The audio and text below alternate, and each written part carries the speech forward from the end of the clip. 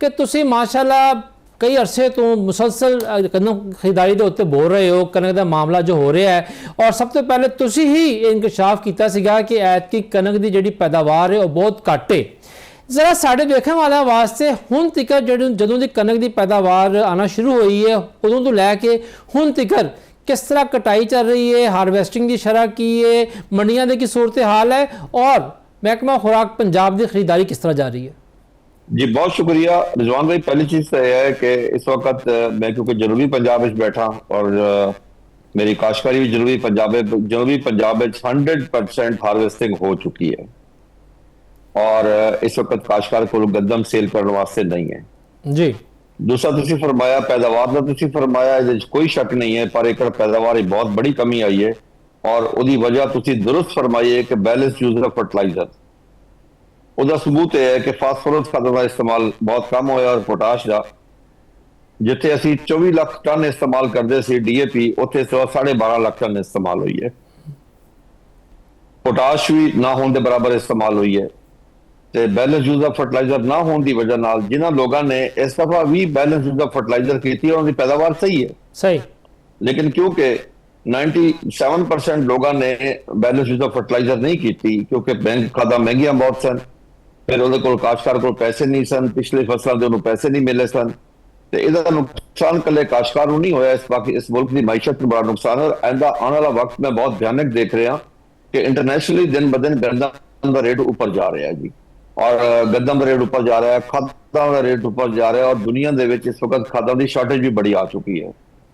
पाकिस्तान में इस वक्त शार्टेज का सामना नहीं है लेकिन आने वाले वक्त में 1-2 महीने बाद शार्टेज आ सकती है अगर इसी तरीके यूरिया के प्लांट बंद रहे था। तुहानू याद होएगा 2 साल पहले यूरिया की शार्टेज आई सी ते सानू 2000 रुपए फी बैग ब्लैक पे अदायगी करनी पई सी काश्तकार को, तकरीबन असी 150 अरब रुपया असल रेट तो ज्यादा अदा किया सी।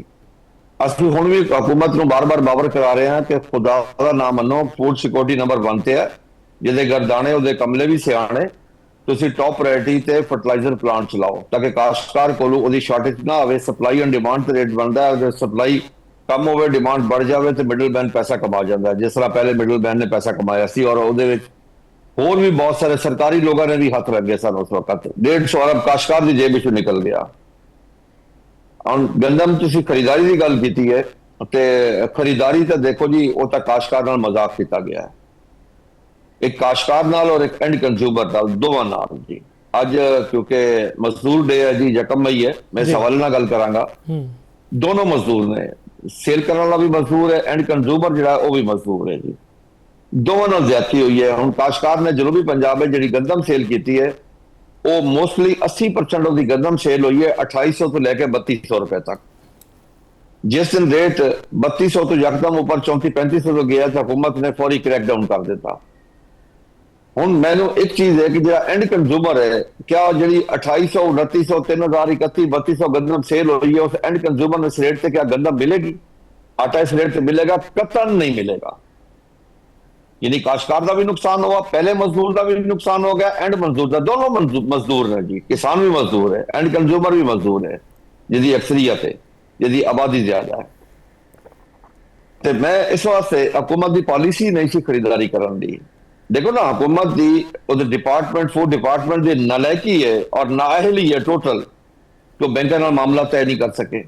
ऐलानात करते रहे, रोज कहते रहे मीटिंगां असीं कीतियां, वड्डियां वड्डियां गड्डियां इन्हां कोल ने, लंबियां लंबियां तनख्वाहां इन्हां कोल ने, बहुत बड़े बड़े दफ्तर इन्हां दे कोल ने। लेकिन तुसीं एक चीज देखिया है कि सलमा भट्ट साहिबा जिसले टमाटर का रेट थोड़ा बेहतर होया तो वो मंडी पहुंच गए। आलू का रेट थले करने वास्ते कि 8 रुपए के उत्ते कोई ना सेल करे, जबकि कास्ट ऑफ प्रोडक्शन 30-35 रुपए सी, वो रोज मंडी च मौजूद सन, डेली टिक टाक आ रही। इस गंदम उत्ते मैंने दसो कि कोई टिक टाक आई हो जी, नीयत तो मैंने तुहानूं दस रहा, कोई एक टिक टाक मैंने दिखा देवे कि उन्हें ये टिक टाक की होवे कि काश्तकार को रेट नहीं मिल रहा या इन्ना रेट मिल रहा या फलां मंडी च मैं गई हां, आज साडी खरीदारी शुरू हो गई है। खो साहब तुहाडी इस गल दी मैं तायद इस वास्ते कर सकदा हां कि बतौर सहाफी जदों दी ये सारा कनक खरीदारी का शुरू होया है ਅੱਜ ਦੇ ਦਿਨ ਤੱਕ ਸਲਮਾ ਭੱਟ ਸਾਹਿਬਾ ਦੀ ਵੱਲੋਂ ਕੋਈ ਬਿਆਨ ਨਹੀਂ ਹੈ, ਕਿਸੇ ਸੈਂਟਰ ਦਾ ਵਿਜ਼ਿਟ ਨਹੀਂ ਹੈ। ਡੀਜੀ ਫੂਡ ਅਮਜਦ ਹਫੀਜ਼ ਸਾਹਿਬ ਔਰ ਸੈਕਟਰੀ ਫੂਡ ਸੇਫਟੀ ਜਿਹੜੇ ਡਾਕਟਰ ਕਿਰਨ ਖੁਰਸ਼ੀਦ ਸਾਹਿਬਾ ਉਹ ਸੈਂਟਰਾਂ ਤੇ ਜਾ ਰਹੀਆਂ ਨੇ, ਲੇਕਿਨ ਜਿਹੜੀ ਵਜ਼ੀਰ ਆਲਾ ਦੀ ਮਾਮਨ ਨੇ ਖਸੂਸੀ ਨੇ ਫੂਡ ਸੇਫਟੀ ਦੀ ਸਲਮਾ ਭੱਟ ਸਾਹਿਬਾ ਜਿਨ੍ਹਾਂ ਨੇ ਕਿ ਪਿਛਲੇ ਸਾਲ ਤੁਹਾਨੂੰ ਸਾਨੂੰ ਤੂੜੀ ਦਾ ਰੇਟ ਦੱਸਿਆ ਸੀਗਾ, ਉਹ ਬਿਲਕੁਲ ਮੰਜ਼ਰ ਤੋਂ ਗਾਇਬ ਨੇ। ਜੀ ਸਰ। रिजवान साहब, मैं माजरत ना कहांगा, तुसीं सैकटरी और डीजी की गल की है। गंदम ज्यादा जनूबी पंजाब में होती है जिथे 100% हार्वेस्ट हो चुकी है। हमेशा जब गंदम सीजन शुरू होता है डीजी साहब और सैकटरी साहब तकरीबन उन्होंने 4-5-6 विजिट हो चुके होंगे ने, काश्तकारां नाल मुलाकातां भी हो चुकी होंदियां ने। अज की डेट तक उन्होंने इतने जनूबी पंजाब में कोई विजिट नहीं होया, कोई भी, ना डीजी का ना सैकटरी का, और ना ही किसी नाल कोई काश्तकारां नाल मीटिंग हुई, ना काश्तकार को सलाह मशवरा होया, ना काश्तकार को हालात पूछे गए, ना काश्तकार को कास्ट ऑफ प्रोडक्शन पूछी गई, ना काश्तकार को ये पूछा गया तो किस रेट से सेल कर रहे हैं। हाँ बता उन्होंने अमला जरूर पहुंचा काश्तकारां को कि तुसीं गंदम घर तो नहीं रख ली 25 मन तो उत्ते, अगर रखोगे तो चुक लाओगे। मंडी चो तो अमला जरूर पहुंचा कि 3500 रुपये अगर के ऊपर सेल हो तो असं FIR देंगे, इतने अमला जरूर पहुंचा है। लेकिन जब 2800-2900 सी 3000 रुपये रेट सी, उस वक्त ये बगला बजा रहे सन, खुशी के शादियाने सन इन्होंने कि गंदम सस्ती सेल हो रही है। यानी कि ये महकमा काश्तकार की सपोर्ट वास्ते बिल्कुल जरा भी नहीं आया, किसी मकाम पर नजर नहीं आया, बिल्कुल नजर नहीं आया। मैं वाजे कह रहा सही, यानी जनूबी तुहाडी सब तो ज्यादा पैदावार जी गंदम की जनूबी पंजाब में हो है, लेकिन जनूबी पंजाब में इन्हों का किसी किस्म का कोई विजिट मेरे सामने नहीं आया कि इन्होंने विजिट किया हो, सैकटरी साहबा ने विजिट किया हो या डीजी साहब ने विजिट किया हो, कतई कोई विजिट कोई नहीं। ते सलमा भट्ट साहबा मोहतरमा मेरी बहन वो तो स्क्रीन तो ही गायब ने गंदम के नाम उत्ते, पता नहीं उन्होंने काश्तकारां को नफरत क्यों है। हालांकि एक काश्तकार ही है, काश्तकार के बारे तो मैं हमेशा कहना ना नैबे खुदा है, अल्लाह का दिता हुआ रिज़्क जमीन का सीना चीर के अल्लाह की मखलूक तक पहुंचाता है। अच्छा खोखर साहब, ਇਹ ਦੱਸਿਓ ਕਿ ਜਿਹੜੀ ਸਭ ਤੋਂ ਪਹਿਲੇ ਤੁਸੀਂ ਹੀ ਇਹ ਗੱਲ ਜਿਹੜੀ ਸੀ ਪੁਆਇੰਟ ਆਊਟ ਕੀਤੀ ਸੀਗੀ ਕਿ ਐਤਕੀ ਜਿਹੜੀ ਪੈਦਾਵਾਰ ਹੈ ਉਹ ਘੱਟ ਹੈ। ਪੈਦਾਵਾਰ ਜਿਹੜੀ ਘੱਟ ਹੈ, ਥੋੜੀ ਤਫਸੀਲ ਦੱਸਿਓ ਕਿ ਇੱਕ ਤਾਂ ਤੁਸੀਂ ਦੱਸਤਾ ਨਾ ਖਾਦਾਂ ਦਾ, ਬਾਕੀ ਵੀ, लेकिन क्या तमाम डिवीजनों च बरानी और बाकी इलाकों च भी यही सूरत हाल है? सिंध वालों तुहाडे कोल की खबरां आ रही ने? देखिए जी, सिंध भी पाकिस्तान दे विच है जी, पाकिस्तान है वो भी, ते तमाम जगह ते बैलेंस यूज ऑफ फर्टिलाइजर नहीं होई जी। जिथे भी बैलेंस यूज ऑफ फर्टिलाइजर ना होवे, साडे इलाके दे विच जिहड़े अच्छे जिमीदार ने जिन्हां कोल पैसे है सन, जिन्हां ने बैलेंस यूज ऑफ फर्टिलाइजर कीती, उन्हां दी पैदावार अच्छी आई है। और क्योंकि 97% ने बैलेंस यूज ऑफ फर्टिलाइजर नहीं की, इस वास्ते पैदावार बहुत बड़ी कमी आ गई है। तुसी आज ये देखो ना कि हुण अगर हुकूमत ने अपनी कंपनियां थ्रू खरीदारी शुरू की है, तो मैंने हुकूमत ये दसे जनूबी पंजाब किहड़े स्टोर से 1 लाख मन खरीदी गई है, कोई एक तो दस देना अज कि फलां जगह 1 लाख बोरी खरीदी गई है। किसी जगह से नहीं है, कोई बंदा उसे जा ही नहीं रहा क्योंकि गंदम नहीं है लोगों को। और दूसरी चीज है कि पंजाब हुकूमत ने तो अपने पैरों से खुद कुल्हाड़ी मारी है कि सस्ती गंदम की खुशी बजा के लोग गंदम जाके लोगों ने सिंध स्टोर की है, KPK स्टोर की है, बलोचिस्तान स्टोर की है। उन्होंने पंजाब हुकूमत से इतमाद इन्वेस्टर ने नहीं किया, वो गंदम लेके बाहर चले गए ने। कल आने वाले वक्त वास्ते मेरे पाकिस्तानियों वास्ते प्रॉब्लम होगी क्योंकि पैदावार कम है, साढ़े को पिछली स्टॉक तो पिया नहीं है। और हुकूमत ने काश्तकार को कोई ऐसी सहूलत नहीं दी कि वह बैलेंस यूज ऑफ फर्टिलाइजर कर सकता। हुकूमत आके ऐलान कर दिया कि असं इन्हें ट्रैक्टर दे देता है जी, फलां कर देता है। यकीन कर लो साढ़े बहुत सारे दोस्तों के ट्रैक्टर निकले, उन्होंने कोई पैसा ही कोई नहीं कि पैसे जमा करा दें, बाकी वो लै लें ट्रैक्टर। सही है, यानी इस लिहाज नाल तुसी पहले तुसी ये देखो कि ट्रैक्टर की सेल है कितनी कमी आई है। सर 1/3 सेल रह गई इस वक्त ट्रैक्टर की सेल है। वजह है कि काश्तकार को पैसा नहीं है। तुसी पेस्टिसाइड कंपनी को चले जाओ, तुसी खादा वाले को चले जाओ, काश्तकार को पैसा नहीं है। काश्तकार को तो जेब विचों हर चीज कढ़ ली गई है। सही। अच्छा खोखर साहब, ਤੁਸੀਂ ਉਹ ਜ਼ਮੀਨ ਤੇ ਰਹਿਣ ਵਾਲੇ ਬੰਦੇ ਜਿਹੜੇ ਕਿ ਆਪ ਹੱਥੀ ਵਾਈ ਬੀਜੀ ਕਰਦੇ ਨੇ ਔਰ ਉਹਨਾਂ ਕਿਸਾਨ ਰਹਿਨੁਮਾਵਾਂ ਚੋਂ ਜਿਹਨਾਂ ਦੀ ਵਾਕਈ ਵਾਈ ਬੀਜੀ ਹੈ, ਨਹੀਂ ਤਾਂ ਸਾਡੇ ਬਹੁਤ ਸਾਰੇ ਮਾਜ਼ਰਤ ਦੇ ਨਾਲ ਤੁਹਾਡੇ ਕੋਲੀਗ ਨੇ, ਬਹੁਤ ਸਾਰੇ ਕਿਸਾਨ ਰਹਿਨੁਮਾ ਉਹ ਨੇ ਜਿਨ੍ਹਾਂ ਦਾ ਪ੍ਰਾਪਰਟੀ ਦਾ ਕੰਮ ਹੈ, ਜਿਨ੍ਹਾਂ ਨੇ ਆਪਣੀ ਜ਼ਮੀਨਾਂ ਠੇਕੇ ਦੇ ਦਿੱਤੀਆਂ ਨੇ, ਲੇਕਿਨ ਉਹ ਆਪਣੇ ਫੋਟੋ ਸ਼ੂਟ ਵਾਸਤੇ ਜਿਹੜਾ ਹੈ ਆਪਣੇ ਆਪ ਨੂੰ ਕਿਸਾਨ ਰਹਿਨੁਮਾ ਕਹਿੰਦੇ ਨੇ।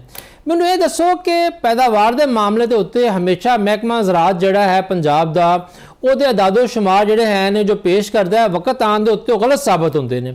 ਪਿਛਲੇ ਸਾਲ ਵੀ ਇਸ ਤਰ੍ਹਾਂ ਹੋਇਆ, ਉਸ ਤੋਂ ਪਿਛਲੇ ਸਾਲ ਵੀ ਇਸ ਤਰ੍ਹਾਂ ਹੋਇਆ। ਇਸ ਦਫਾ ਵੀ ਜਿਹੜਾ ਹੈ ਉਹਨਾਂ ਦਾ ਦਾਅਵਾ ਤਾਂ ਇਹ ਹੈ ਕਿ 1 ਕਰੋੜ 64 ਲੱਖ ਤੇ ਕੁਝ ਹਜ਼ਾਰ ਏਕੜ ਜਿਹੜਾ ਹੈ ਉਹ ਕਾਸ਼ਤ ਹੋਈ ਹੈ ਤੇ ਅਸੀਂ 2 ਕਰੋੜ ਤੋਂ ਵੱਧ ਜਾਵਾਂਗੇ।